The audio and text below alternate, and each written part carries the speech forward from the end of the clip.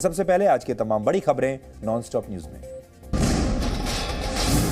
गुजरात के 6 महानगर पालिका चुनावों में बीजेपी को बड़ी जीत मिली है। राज्य की 6 महानगर पालिका में बीजेपी ने बढ़त बरकरार रखी है।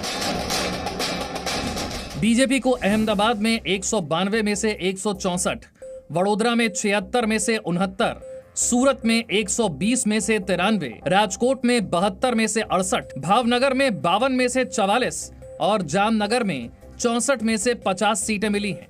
प्रधानमंत्री मोदी ने गुजरात की जनता को धन्यवाद करते हुए ट्वीट किया कि ये भरोसे की जीत है। गुजरात में आज की जीत बहुत खास है, ऐसी पार्टी के लिए जो इस राज्य में 2 दशकों से अधिक समय से अभूतपूर्व जीत दर्ज कर रही है। समाज के सभी वर्गों, खासकर भाजपा के प्रति गुजरात के युवाओं का व्यापक समर्थन देखना खुशी की बात है। गृह मंत्री अमित शाह ने कहा कि गुजरात की जनता ने एक बार फिर प्रधानमंत्री मोदी के शुरू किए गए विकास कार्यों पर मोहर लगाई है। लेह लद्दाख से लेकर हैदराबाद तक और गुजरात से लेकर अब बंगाल में चुनाव है, उसके भी नतीजे अच्छे आने वाले हैं।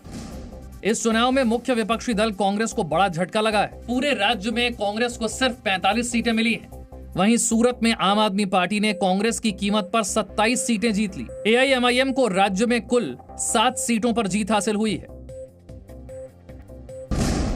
पश्चिम बंगाल के कोयला तस्करी केस में सीबीआई ने टीएमसी सांसद अभिषेक बनर्जी की पत्नी रुजिरा बनर्जी से आज 1 घंटे पूछताछ की।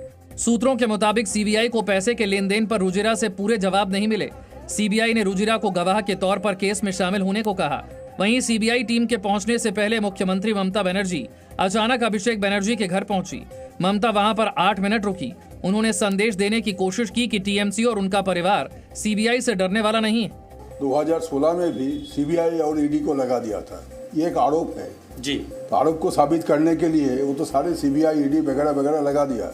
ये तो चुनाव के मद्देनजर रखते हुए सब कार्रवाई हो रहा है। वहीं बीजेपी ने पूछा कि क्या ममता बनर्जी अभिषेक और रुजिरा को सीबीआई से बचने के नुस्खे बताने गई थी।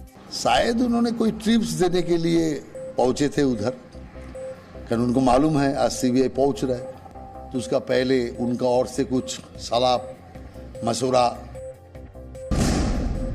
पश्चिम बंगाल सरकार ने कोयला घोटाले को लेकर सुप्रीम कोर्ट में कहा है कि सीबीआई को राज्य के मामले की जांच का अधिकार ही नहीं है। घोटाले के मुख्य आरोपी अनूप माझी की सुप्रीम कोर्ट में अपील पर ममता सरकार ने जवाब में हलफनामा दाखिल किया है। इसमें ममता सरकार ने कहा, कोयला अवैध खनन का मामला राज्य का विषय है।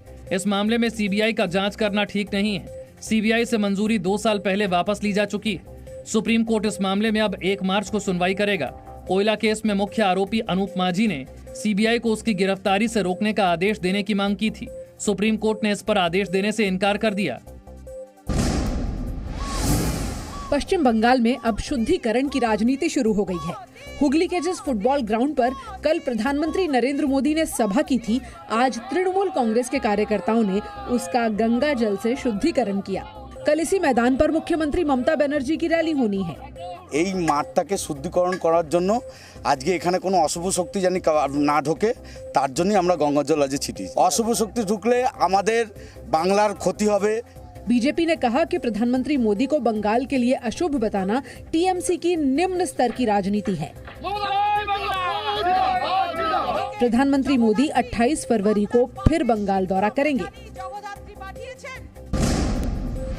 भारत में प्रतिबंधित खालिस्तानी संगठन सिख फॉर जस्टिस ने एक भड़काऊ वीडियो जारी किया है। इस वीडियो में गुरपतवंत सिंह पन्नू ने पश्चिम बंगाल और महाराष्ट्र को भारत से अलग करने की बात की है। पन्नू ने ममता बनर्जी और उद्धव ठाकरे को चिट्ठी लिखने का दावा भी किया।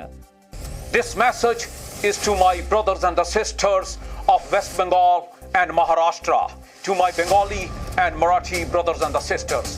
I have written a letter to Mamta Banerjee and to Uddhav Thackeray, and I have counseled them that this is the right time to unilaterally declare independence and secession of West Bengal and Maharashtra from the Union of India. किसान union Amritsar के नेता जसकरण सिंह ने भी खालिस्तान के समर्थन में शहीद भगत सिंह का अपमान करने वाला बयान दिया है। इनकलाब जिंदाबाद के नारे लगते सीगे, कदे भगत सिंह नूं असीं माड़ा नहीं कहंदे। असीं कहने भगत सिंह ने जिहड़ी शहीदी दित्ती आ ਉਹ ਇੰਡੀਆ ਲਈ ਦਿੱਤੀ ਆ, ਉਹ ਇੰਡੀਆ ਲਈ ਦਿੱਤੀ ਆ, ਕੌਮ ਲਈ ਨਹੀਂ ਦਿੱਤੀ ਗਈ। ਕੌਮ ਲਈ ਜੇ ਸ਼ਹੀਦੀ ਦਿੱਤੀ ਆ, ਸੰਤ ਜਰਨੈਲ ਸਿੰਘ ਨੇ ਦਿੱਤੀ ਆ। टूल किट केस में आरोपी दिशा रवि को दिल्ली की पटियाला हाउस कोर्ट ने आज जमानत दे दी। दिशा को 1 लाख रुपए के निजी मुचलके पर जमानत दी गई। कल मामले के दूसरे आरोपी शांतनु की जमानत पर सुनवाई होगी।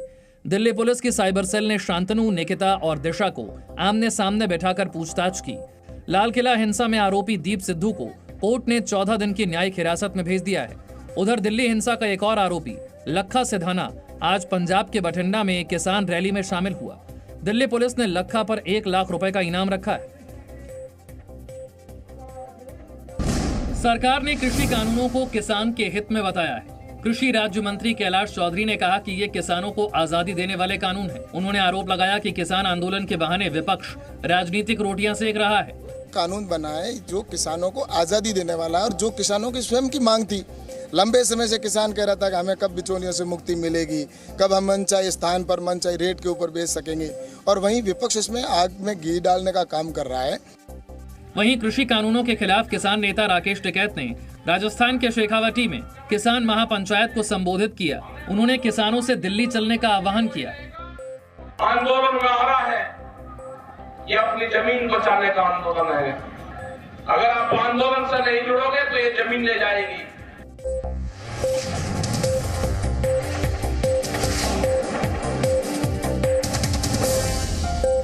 Presenting B News app, available on Google Play and App Store. Download it now.